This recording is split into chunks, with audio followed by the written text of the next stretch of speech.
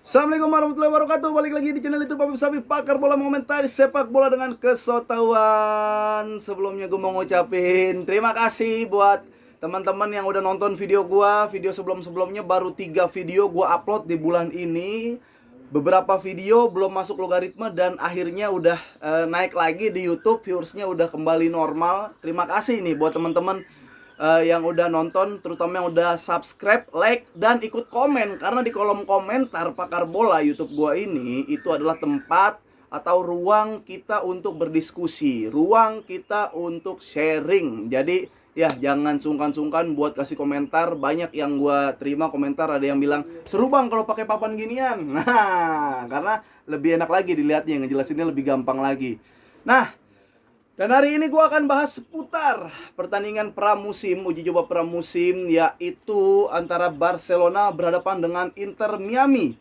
Tapi sebelumnya gue juga mau ngasih tahu nih beberapa pertandingan uji coba pramusim yang terjadi di malam kemarin. Nah, sebelum Barcelona, kita bahas lebih dalam lagi bagaimana rotasi dan skuad Barcelona diacak-acak oleh asisten coach yang dapat instruksi dari Xavi. Gue mau kasih tahu dulu.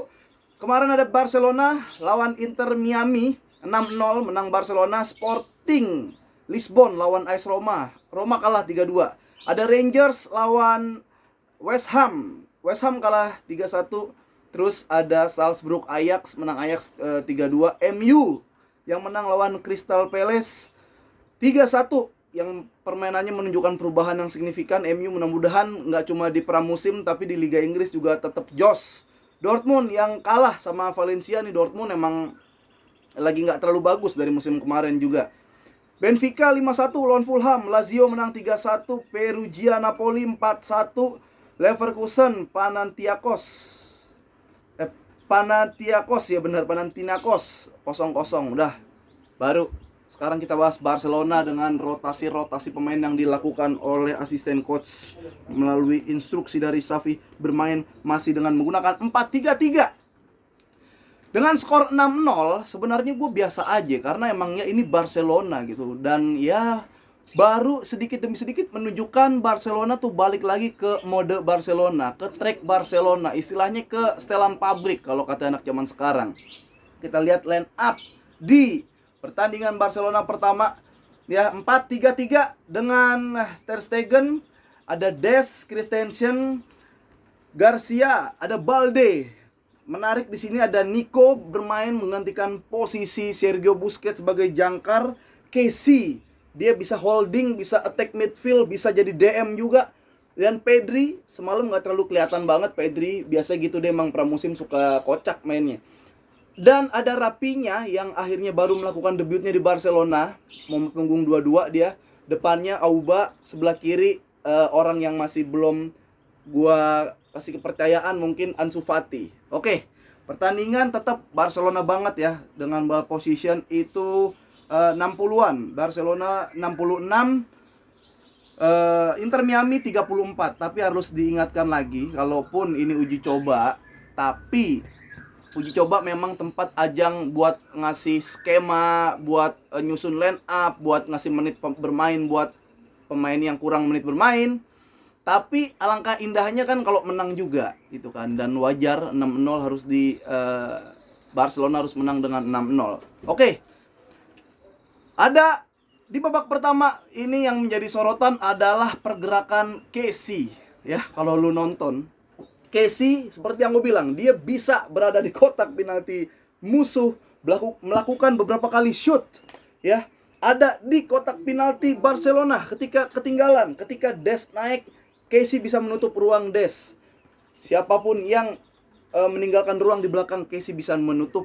Dan saat itu mungkin di Barcelona trending Casey everywhere. Casey ada di mana-mana. Nah, permasalahannya gini ya.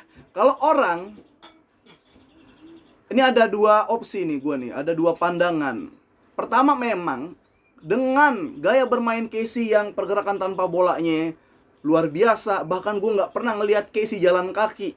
Casey jalan kaki nggak pernah. Minimal dia jogging santai, jogging tipis-tipis. Satu, emang berarti kalau Kessie ini fisiknya mantap. Tapi dengan kelihatan Kessie berada di mana-mana, itu takutnya membuktikan kalau fisik pemain Barcelona selain Kessie ini lemah. Ya, Pedri mobilitasnya nggak segitu. Pedri ada di depan, dia memang nunggu jadi attack midfield. Ya, Nico ada di tengah, nanti kita bahas Nico. Tapi Kessie ada di mana-mana. Ini salah satu hal yang bikin dari dulu gue suka sih sama Kessie ya. Walaupun Milan gue gak terlalu ngulik, tapi Kessie ini kayaknya bener-bener tank lah. Jadi gue cukup nyaman dengan kedatangan Kessie. Nah, dengan mobilitas yang tinggi, dia kalau defend bagus, jadi breaker bisa, jadi umpan-umpan bisa, bahkan sesekali melakukan shoot. Jadi gue respect dan bener-bener boleh lah ngasih ekspektasi kepada Kessie. Itu Kessie. Selanjutnya, ini yang nggak tamparan sih buat gue, tapi gue cukup seneng ngelihatnya. Nico dimainkan di posisi jangkar, di posisi Sergio Busquets. Nah, ini dia nih. Dan kita melihat perbedaan Nico ketika bermain di posisi yang sesuai dengan posisi dia. Itu luar biasa. Nico bisa menjadi jangkar. Ketika bola turun ke bawah, Nico juga ikut turun. Dia melakukan passing, menjadi distributor yang layaknya dilakukan oleh Sergio Busquets. Tapi, ini sekali lagi gue ingatkan, ini Inter Miami. Belum ada press yang terlalu ngepres, belum ada hantaman yang terlalu hantaman, belum ada gelandang-gelandang yang ya kelasnya mungkin udah sekelas tim Eropa. Jadi, untuk menguasai bola cukup oke Nico. Karena gue belum melihat dia kerepotan ngambil bola jadi breaker, gue belum ngelihat itu. Untuk ngalirin bola, Nico udah punya insting itu. Mungkin belajar diterpa. Dia banyak nonton video dia, banyak nonton video senior-seniornya, dikasih tahu sama seniornya, dan dia belajar. Gue cukup respect di situ. Pedri masih belum lah. Baru gedein otot doang, tapi belum ada bola-bola ajaib yang biasa dilakukan sama Pedri. Rapinya, wah ini keren. Rapinya debutnya dia langsung ciptain gol, ngasih assist juga buat Ansu Fati. Ansu Fati yang kemarin gue belum kasih percayaan, itu tetap dia gocek orang masih belum bisa. 1 lawan 1 duel masih belum bisa. Ditabrak masih sering jatuh. Tapi salah satu kelebihan Ansu Fati ini adalah finishing dan insting mencetak golnya ini luar biasa. Kadang dari sudut sempit atau yang probabilitas untuk menciptakan gol itu sangat dikit, Ansu Fati bisa. Jadi gue nggak tahu dia harus dari wing banget mainnya atau masuk ke tengah gitu. Karena kalau dari wing dia buat gocek-gocek bola one to one itu dia susah ya. 1 lawan 1 susah. Passing juga belum terlalu oke. Tapi untuk mencetak gol oke. Jadi gue masih pengen ngelihat Ansu Fati ini apakah lu cocok di wing atau lu masuk aja jadi striker. Walaupun striker lawannya berat, ada Lewandowski, ada Auba. Auba seperti biasa, Auba ini kalau udah dapat peluang udah gila dah Auba ya. Dia nyongkel seperti nyongkel Courtois. Dia salah satu kelebihan dan keindahan dari permainan Auba adalah ngechip bal. Jadi musuh atau kiper itu dicongkel. Jadi kelihatan berkelas. Nah, menariknya adalah dari keseluruhan ini Barcelona yang Barcelona. Nggak ada gol yang derdet. Semua gol dilakukan oleh skema. Rapinya main orang Brazil. Congkel-congkel dia umpan ke ini congkel. Umpan ke Ansu Fati congkel, juga Bonito ada di situ. Individual ada ketika Dembele menciptakan gol. Passing-passing pendek tiki taka ada di lini tengah sampai ke depan ya. Tapi memang ketika semua ada, kreativitas sudah mulai banyak, kita belum melihat Barcelona bertahan seperti apa. Kalau megang bola udah jangan diraguin lagi lah Barcelona, apalagi orang-orang kayak Pep, orang-orang kayak Xavi yang kolot banget akan filosofi DNA ball position, DNA tiki taka, jangan diraguin lagi kalau megang bola. Masalahnya adalah ketika buntu nanti. Kita akan lihat ketika buntu. Nanti akan gue bikin video lagi pas lawan Madrid. Nah, di babak kedua semua main masuk. Dembele masuk, Depay masuk, Abde masuk. Tengah jadi si Pablo Torre sama Gavi. Gavi nggak diganti berarti ya? Pablo Torre, Gavi, Busquets masuk, Araujo masuk, Jordi Alba masuk, Sergi Roberto masuk.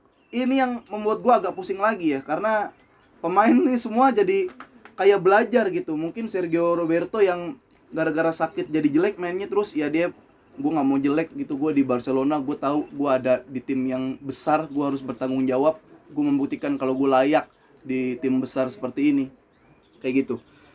Yang menarik adalah Xavi memasukkan De Jong jadi central back. Wah, ini kalau gue duga-duga ya, lu juga boleh menduga-duga. Kalau gue duga-duga ini adalah skema ketika all out attack. Ya, semua ingin menyerang, jangan ngasih musuh pegang bola. Makanya dia taruh De Jong jadi central back.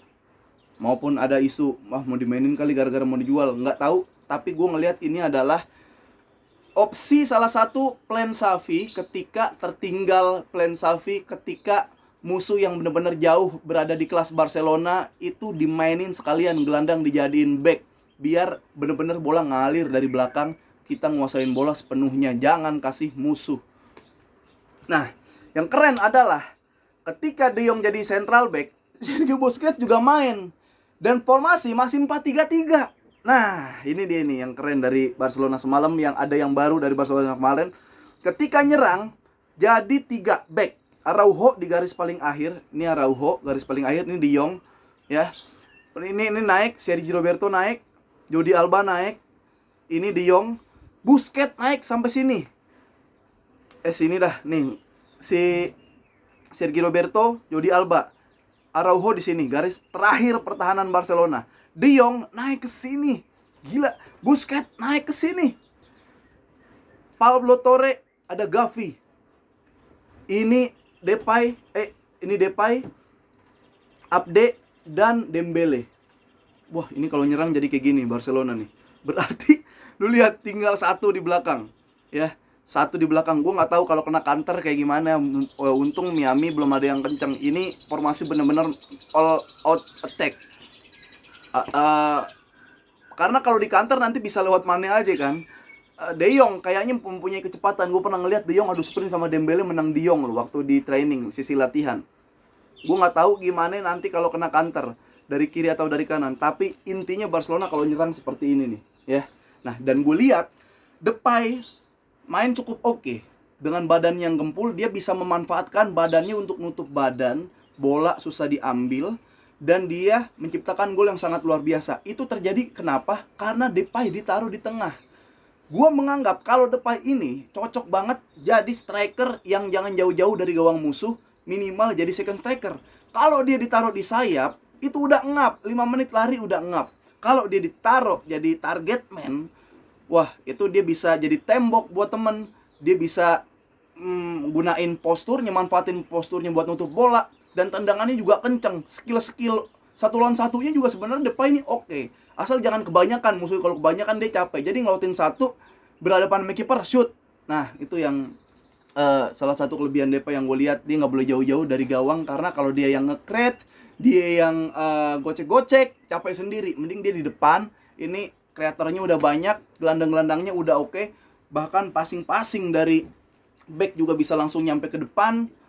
Ya, gue nggak tahu saingannya, tapi Lewandowski sama Auba sih. Gue nggak tahu lo kejual apa enggak gitu. Kayaknya mungkin dari antara mereka harus ada yang kejual. Nah, dan menarik lagi gol Dembele. Ini yang gue bilang tadi di awal, individual pun juga bisa di Barcelona. Dia lari dari ujung ke ujung, masuk ke tengah, di shoot, ditaruh bolanya ke gawang. Jadi tuh lihat semua gol Barcelona ada skema umpan balde ke Rapinya. Rapinya ini keren. Golnya Rapinya, dia tuh nggak kuda-kuda buat nge-shoot. Dia mundur-mundur tahu-tahu nendang. Ya, gol Gavi dari set piece. Kapan Barcelona terakhir golin dari corner? Ya, itu juga bola leret. Berarti kan itu skema. Depay nendang leret, lari Gavi, gol. Itu gol skema. Gol Ansu Fati, ada Joga Bonito dari Rapinya, diumpan congkel, nggak jelas congkelnya apa, tapi bisa enak di shoot, diselesaikan sama Ansu Fati. Gol Auba, ya ini gol indah semua. Jadi Barcelona ini udah back to the track. Jadi udah, ya kita lihat nanti kalau tertekan seperti apa Barcelona. Untuk nguasain bola, ya udahlah, lu tinggal nurutin Xavi. Maksud gua, Xavi bukan orang tolol, dia maestro. Jadi dia ngerti gimana cara ngolah bola. Yang penting adalah gimana kalau udah ball position menang, cari peluang dan bikin gol. Itu sih yang harus dilakukan by Barcelona. Mesin gol udah dibeli. Lewandowski kita lihat akan seperti apa. Kira-kira Barcelona, tapi cukup puas dengan pertandingan pramusim. Walaupun memang nggak cari menang, tapi kalau menang kan kita jadi lega nontonnya. Nah, dan terakhir adalah bagaimana nasib-nasib ketika gelandang sudah ada Pedri, Gavi, Pablo Torre, Kessie ternyata bisa jadi attack midfield, bisa jadi holding, bisa jadi DMF. Ricky Puck udah ya, mending buka job street biar email-emailan sama Lina Job Street ya. Kalau enggak kerja di startup aja lah, mumpung usianya belum 30 masih diterima gitu, biar nanti lu story-nya enggak alay-alay kayak pemain bola alay, tapi story lu tuh yang ini bos salty banget nih gitu lu lebih cocok gitu deh Ricky Puck. Oke, sampai situ dulu. Ketemu lagi di konten-konten berikutnya dari Habib Safi, pakar bola mengomentari sepak bola dengan kesotawan. Jangan lupa dengerin podcast Boba tiap hari Selasa dan Jumat itu di aplikasi Noise, NOICE, dan nonton DPI Jebret Media karena aku udah mulai ngos-ngos lagi. Dan ya udah segitu dulu dari gua, sehat-sehat selalu. Terima kasih yang udah komen, like, dan subscribe. Assalamualaikum warahmatullahi wabarakatuh.